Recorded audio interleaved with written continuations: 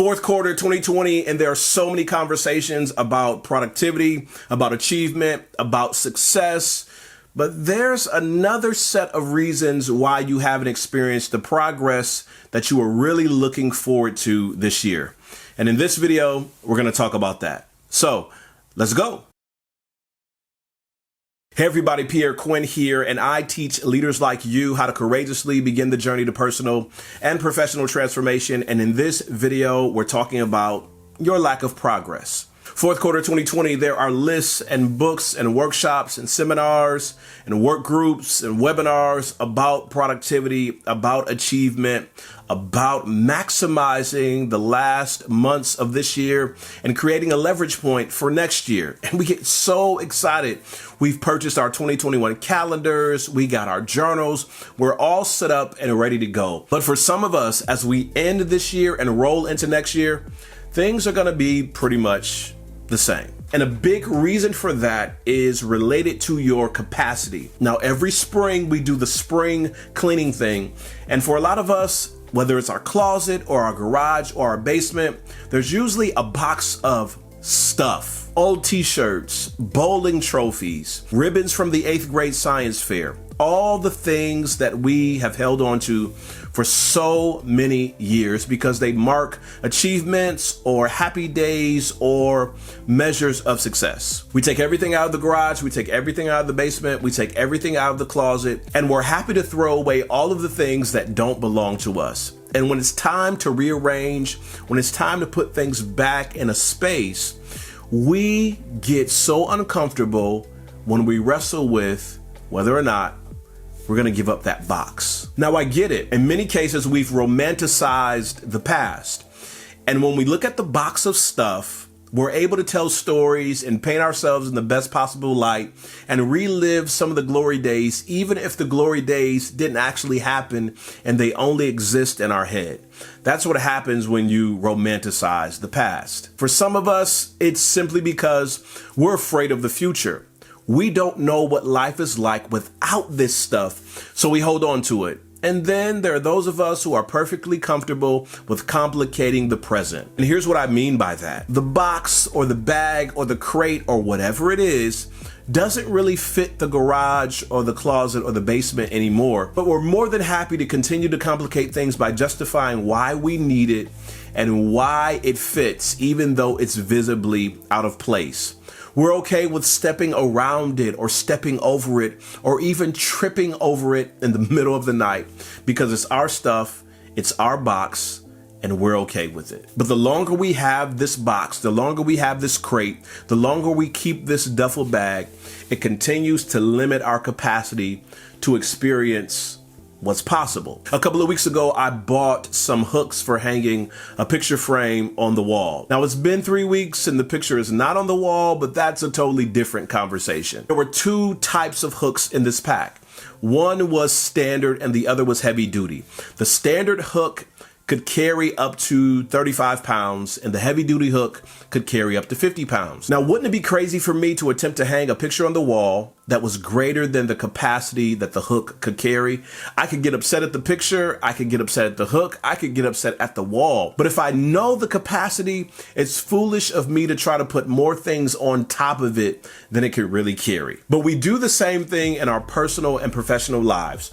We know what our capacity is, but because we've romanticized the past, because we're afraid of the future, and because we're comfortable with complicating the present, we just put more stuff on the hook of our personal and our professional life and then scratch our heads trying to figure out why we really haven't made any progress. Because you and your team right now, whiteboard sessions, Zoom calls, Post-it notes are everywhere.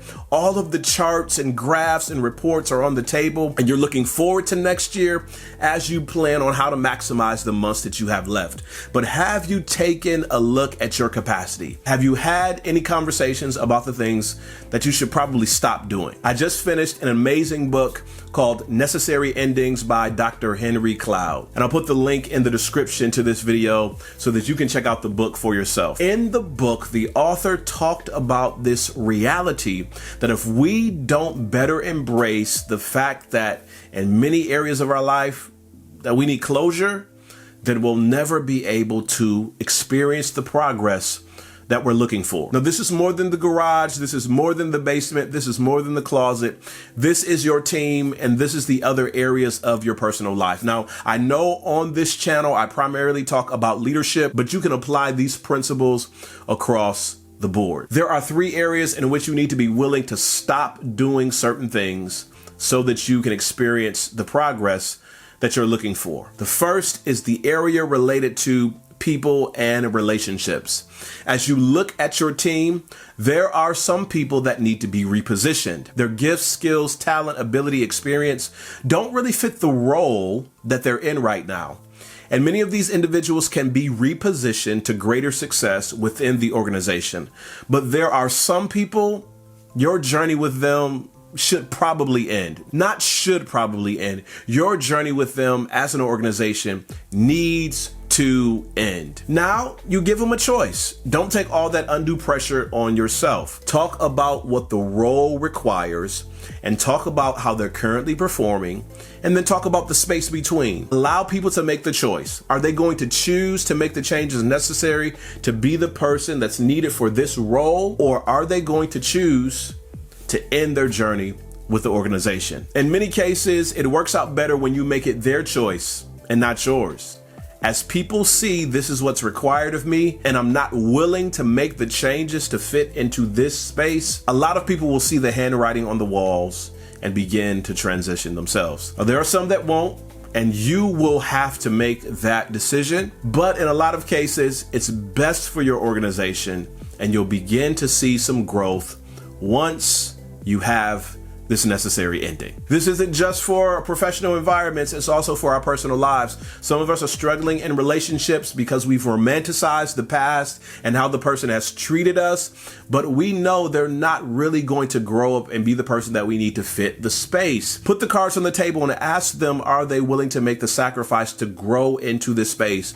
And if not, you need an ending. The second area that you need to consider, especially for your team, is ending some of your offerings. Now, we've all been there. We've had this restaurant that served our favorite dish, and we come back a couple of weeks or a couple of months later, and that dish is no longer on the menu. Now, I get it. You loved it so much. You enjoyed it so much. You told so many people about it, but the restaurant did not sell enough of that item to justify keeping it on the menu. There are things that your organization is doing right now. There are pet projects, there are initiatives, there are programs that a few people like, but it doesn't really make sense to continue having them on the menu. Once you remove them, you'll be able to provide insight, perspective, and resources to the areas that really need the help so they can grow. Again, just like the people, with the programs, with the menu offerings, with the services, sit down with your team and make a list of all of the things that your organization says it does. Look at how many people actually buy that good product or service. And if it's not giving you a decent return, it's time to end it. A third thing that we can embrace are endings around our process. Sometimes we have the right people, we have them positioned in the right places, and we have the right offerings. We have the right goods, products, services, programs, or ministries. Our methods are wrong. And sometimes they're wrong even though they were right in the past. But based on who we have, based on the resources at our disposal, based on the culture and climate in which we live, our methods need to change. I heard it once said, you need to marry your mission, but continue to date enough methods that you need in order to accomplish your goals. So many of our organizations are stuck because we're trying to bring old methods to a place where they no longer fit. If the mission is the thing, if the vision is the thing, if the goal is the thing, if the intended outcome is the thing, then we should be okay with ending certain methods to adopt others that get us close to the goal that we're looking for. Now, listen, I know this is tough. It's tough because we've romanticized the past It's tough because we're afraid of the future.